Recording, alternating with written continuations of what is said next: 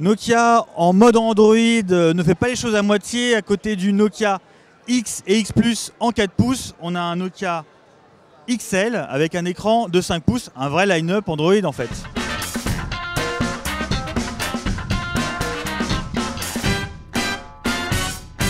Donc dans l'idée, on est dans la même veine que le X ou le X Plus. Hein. Je rappelle que le X Plus, il ne sera pas disponible chez nous. Donc un noyau Android et puis une surcouche façon Windows Phone. La surcouche Nokia. Voilà, c'est la même idée. Hein. On peut redimensionner les fenêtres, les agrandir. Voilà, c'est un simili Windows Phone avec derrière une petite spécificité qu'on trouvait sur les achats, une timeline avec les derniers outils, les dernières applis ouvertes. Il n'y a pas de mode multitâche, donc c'est sympa. Voilà, ça c'est pour l'interface. Toujours pareil, hein, on a une barre de notification en haut pour couper les accès Wi-Fi, le Bluetooth, etc., les paramètres. Bon voilà, ça c'est assez simple, assez sobre. On est sur du Android, mais on n'a pas accès au Google Play.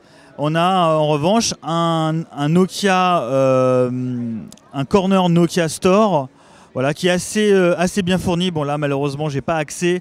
Il y a une centaine de milliers d'applications, donc c'est assez riche. Il y a beaucoup d'applications Android. Je ne vais pas dire toutes les applications Android parce qu'il faut qu'elles soient validées par les équipes de Nokia, mais les principales, en tout cas les plus populaires sur Android sont là, puisque évidemment c'est des applications Android. Hein. Il sera même possible d'installer des kiosques Android alternatifs, pas le kiosque de Google, le Play Store, ça c'est pas possible.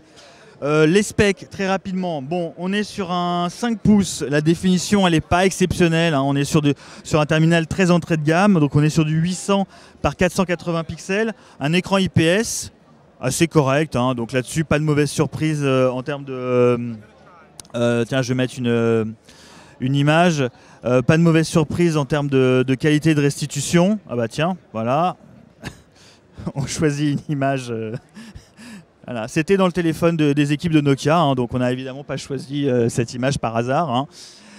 Voilà, donc ça c'est pour l'écran. À l'intérieur, pareil, c'est de la config très très light, c'est du Snapdragon 200 en double cœur, 1 GHz avec 768 mégas de RAM, 4 Go de stockage, un slot micro SD pour étendre donc les 4 Go en interne. On a un 5 mégas au dos avec un flash. On a un 2 mégas en façade pour la visioconf.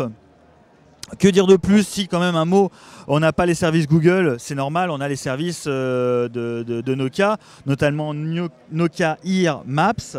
On a Nokia Mix Radio pour la musique et bientôt on aura, voilà, là j'ai pas de connexion donc on ne pourra pas voir le mix radio je pense. Et bientôt on aura le Drive, donc la solution de navigation Made in Nokia. Dernier élément et pas des moindres, on a donc une façade amovible arrière, une coque arrière amovible, une batterie amovible, 2 emplacements pour carte SIM. Tous les Nokia X, donc sous noyau Android, sont multi-SIM, ça c'est plutôt sympa. Côté prix, c'est 149 €, donc on est vraiment sur un terminal très très agressif niveau prix. Et la dispo, ça sera plus tard que le Nokia X, ça sera sur Q2, mais à mon avis, pas après avril. Voilà ce qu'on pouvait vous dire sur ce Nokia XL, la grosse nouveauté chez Nokia, hein, du Android.